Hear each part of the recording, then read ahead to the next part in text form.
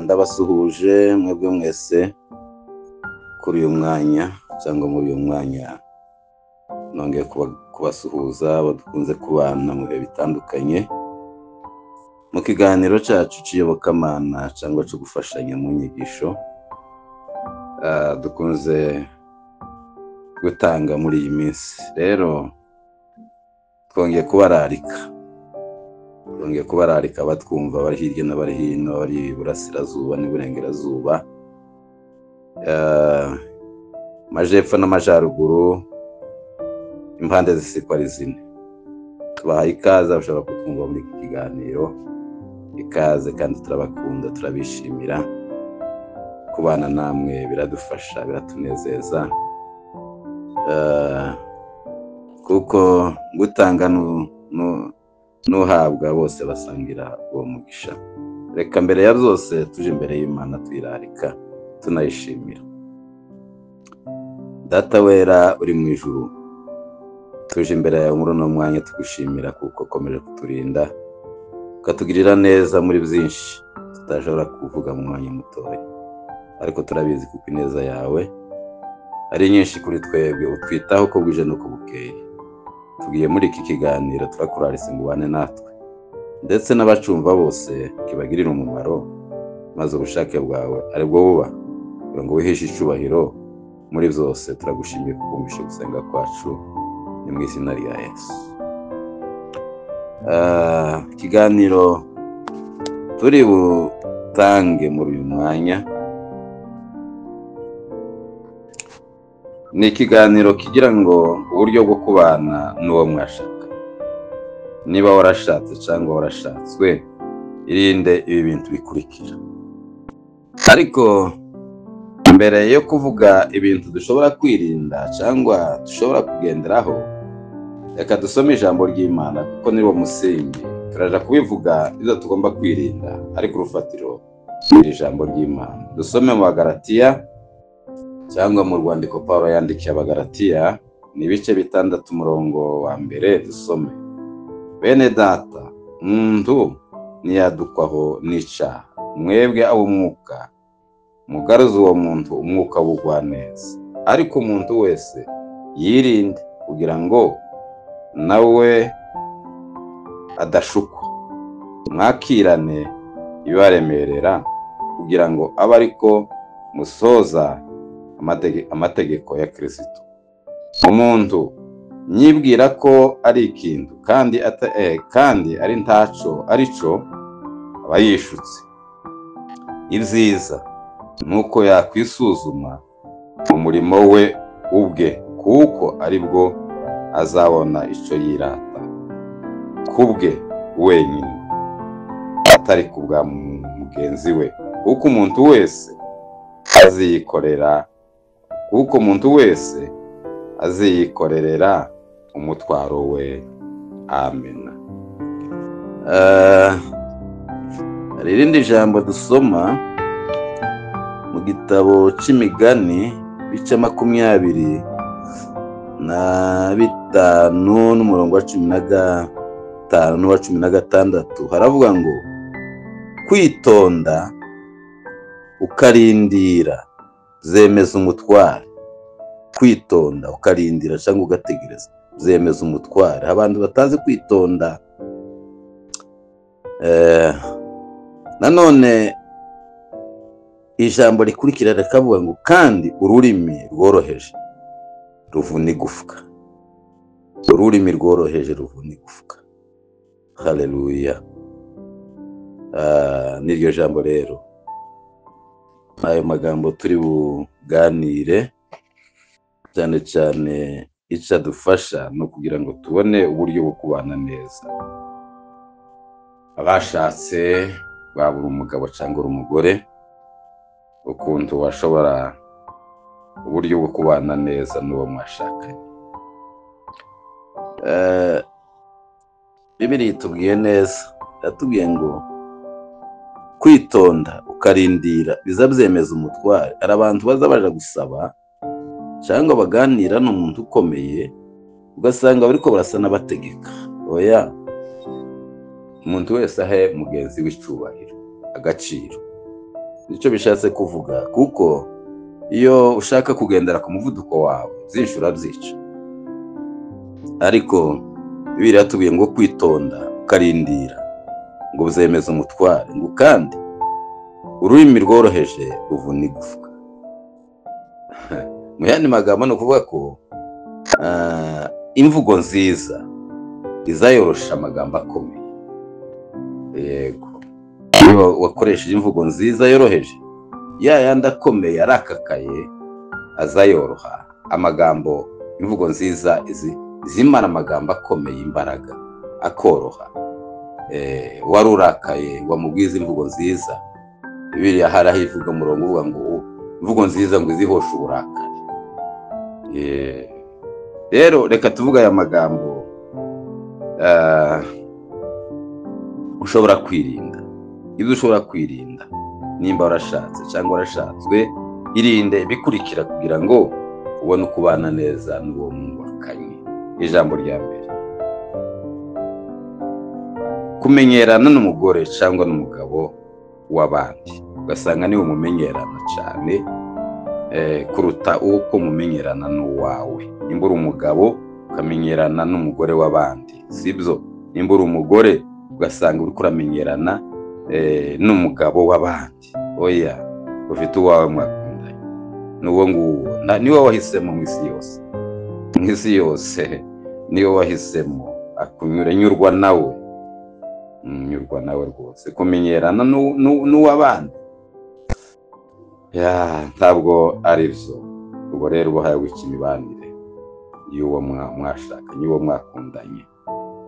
Muri iri jambo ndahakura amagambo agera kuri 4. Ijambo rya mbere iravuga ngo kuganira cyangwa kwandikirana n'utari uwawe.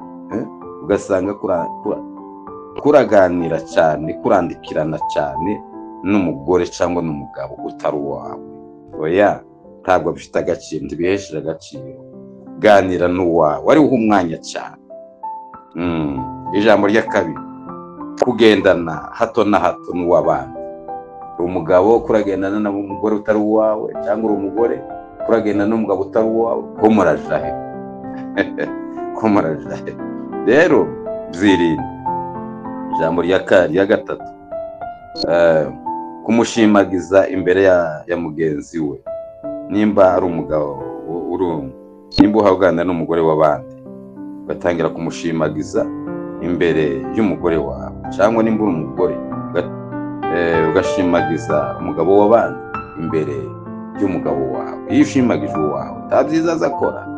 Iyo ubivuze ukabirata, ukarata uwawe, kurashima uwawe se uw'abandi, kurashima uw'abandi ngo azaba uwawe, ntibishoboka. Shima uwawe, shima uwawe. Ijambo rya 4, guseka hamwe n'abandi batari uwawe. Ugasanga abawe uwawe ntimuzamuseka ngo mubane mumuseke, ariko waganira n'uw'abandi ukazuseka ukerekana muzitsa. Ntabwo ari byo. Seka n'uwawe, seka n'umugabo wawe, seka n'umugore wawe, nibyo byiza. Rero ijambo rya kabiri, irinde kugenda ahantu utamenyesheje uwo mwashakanye ndowa yawe. Irinde kugenda ahantu, si ubundi iyo ugiye utavuze ushaka ngo bagushakire hehe. Irinde kugenda ahantu utabivuze, byirinde rwose. Nimba ugiye ahantu bivuge, kandi bamenye aho wagiye, mugenzi wawe amenye aho wagiye. Uri umugabo bivuga aho wagiye, uri umugore vuga aho wagiye.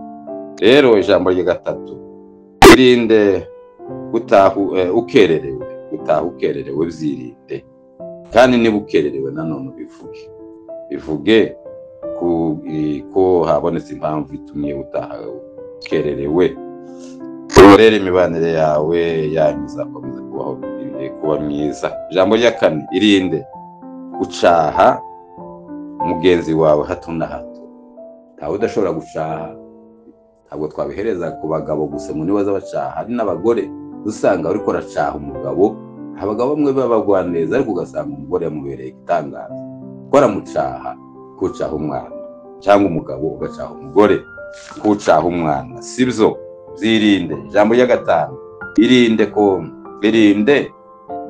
kohereza ku mbuga amagambo yababaza mugenzi wawe, yababaza indowa yawe. Yirinde. Nimba afite akantu yakoze katanejeje k'ikosa, usange agakwijije ku mbuga kuramwandarika, ntabwo ari byo. Zirinde. Ijambo rya gatandatu, irinde gusuzuguza indowa yawe mu bandi bantu. Irinde n'uw'agaciro imbere yawe, irinde kumusuzuguza. Nimba zitege nkeya ahantu runaka, irinde kumutesha agaciro, wandarike amakosa yiwe yabwira abantu. Oya, byirinde rero. Ijambo rya karindwi, irinde kutamuha umwanya. Wirinde kutamuha umwanya, kudaha umugenzi wawe umwanya, batanga igitekerezo cyiwe. Hari abantu b'abagore bamwe usanga badahabwa agaciro. Umugabo atamuha agaciro ngo avuge kiri ku mutima weje kuvuga, ugasanga wese uravuga iki, ufite iki, uravuga iki, hari icyo uvuga. Oya, mutegere gutwi, umuha umwanya avuge. Namara kuvuga umwunganire cyangwa umukosore, ariko wamaze kumva igitekerezo cyiwe wagihaye umwanya. Ijambo rya munani, irinde kumucaha nk'umwana mutoya. Kumucaha nk'umwana mutoya ntabwo ari byo. Irinde kumucaha nk'umwana muto. Bibiliya yatubwiye aha ngaha, niho yatubwira ijambo mu Migani kuri 22:5 no kuri 15 havuze ngo kwitonda ukarindira byemeza umutwaro, kandi ngo ururimi rworoheje ruvuna igufwa. Irinde gucaha mugenzi wawe, gucaha umwana mutoya. Irinde ijambo rya cenda, irinde kumukosora imbere y'abantu. Nimba yagize ikosa, reka nyine ryabaye kera, ryabaye zabo ngo amazi yamenetse ntayorwa, ariko irinde kumukosora imbere y'abantu, kumwerekana umutegekezi iyo makosa yiwe. Yakoshe koko, ariko hari umwanya wo kumukosora muri mwembi gusa. Ijambo rya 10, irinde kumuzibya. Tuzibye mugenzi wawe. Nimba agiye kuvuga yavuze ijambo ritari ryiza, tumuzibye ngo ziba, ceceka, uravuga iki. Oya, ni ikosa rero, ni amakosa. Irinde kumuzibya imbere y'abandi. Reka mvuga aya magambo yandakurikira: ibintu bitoyobora umuryango w'abashakanye, cyangwa ritoyobora urukundo rw'abashakanye. Reka tuhavuga amagambo agera ku 8. Ijambo rya mbere, indowa cyangwa abashakanye. Urukundo, indowa ntiyoborwa n'ubumenyi bwo mu ishuri by'umugabo cyangwa umugore ngo warize cyane, nizo bituma umenya kuyobora urugo. Wibuke kuko ari abantu bize cyane, bafite amadoktora, ariko uzasanga urugo rwarabananiye. Ariko rero ijambo kuyobora urugo ruyoborwa n'urukundo, no kumva umugenzi wawe, ukamenya ko mugenzi wawe ukamuha umwanya, akamutega amatwi, ukamwumva nawe akakumva, mukayoborana. Rero no kuyoborana, ntawe washobora kuyobora. Burya Imana yabahujije no kugira ngo mwubakane, umwe abe afashe uwundi mu ntegekezi ziwe, mwubakane kandi bidashingiye ku bumenyi bwanyu. Ubwenge bwa diplome ntigusiga ubuza buyobora. Uzareba abantu benshi bafite amadiplome n'amadoktora abo ngabo bazarunanirwa, ariko uzi guca bugufi no kwiringira Imana no gusaba inama ku Mana, akamenya kuyobora urugo rwiwe rukaba kirangirire. Ijambo rya kabiri kuri aya ngaya, icubahiro cy'imirimo ukora. Ushobora kuba umuntu ufite umurimo ukomeye, ariko kandi sizo zashobora gutuma uyobora umuryango wawe neza. Oya, si icubahiro kiza cyo. Oya, icubahiro ngo uri runaka ukora mu mirimo ikomeye. Oya, ntabyo, sizo zashobora kuyobora umuryango neza. Ijambo rya gatatu riravuga ngo indowa ntiyoborwa no kuronka, nuko abantu bashobora kuronka amafaranga. Uburyo muronkamo amafaranga sibwo bwashobora kuyobora. Ushobora kuba uzi kuronka amafaranga ugashakisha ukayabona, ariko umuryango kuyobora urugo bikakunanira. amafaranga se yaza urugo ushobora no kuyagira menshi ariko ukabura mu mutekano mu muryango ukazuyarira hanze kubera iki kuko utazi amagambo agenderwaho yo kuba mu muryango ukazuyarira hanze tube mu nzu. Ijambo rya kane, indowa ntiyoborwa n'amayeri y'umugabo cyangwa umugore. Ngo jewe nzingira amayeri ngo no amayeri ni amayeri ariko umuryango cyangwa indowa iyoborwa n'urukundo no guca bugufi no kubahana. Ijambo rya gatanu, indowa nanone ntiyoborwa na dictature cyangwa igitugu. Ngo ugire gutya umugabo nuja kugenda ubwira umugore ngo ugire gutya ukore kugasiga umuhaye dictate umudigise mu byakora oya si igitugu cyangwa si dictature ntabwo ari byo uba wabyishe n'inama mwembi harakorwa ikinora ibintu bikaja kuri gahunda ya nico rero niko kuyobora umuryango cyangwa urugo uwo mwashakanye muri babiri ntawugira igitsure utwaza igitugu ngo gitwaze uwundi. Hari n'abagabo ibyo twabihereza ku bagore gusa ku bagabo gusa ariko ya hari n'abagore usanga bagira igitugu ku bagabo. Muri iki gihe rero hari n'abagabo bataba bafite amafaranga bataba bafite imirimo ariko ugasanga umugore niwe ufite imirimo akayishaka ngo ayobore umugabo uko ashaka oya bugufi muyoborane mubwira inama ufata umwanya wo gutekereza ku bikorwa mwembi. Ijambo rya gatandatu, ibyifuzo bibi gishobora kuyobora umuryango. Ijambo rya karindwi, umuryango ntuyoborwa n'impano y'umugabo cyangwa umugore.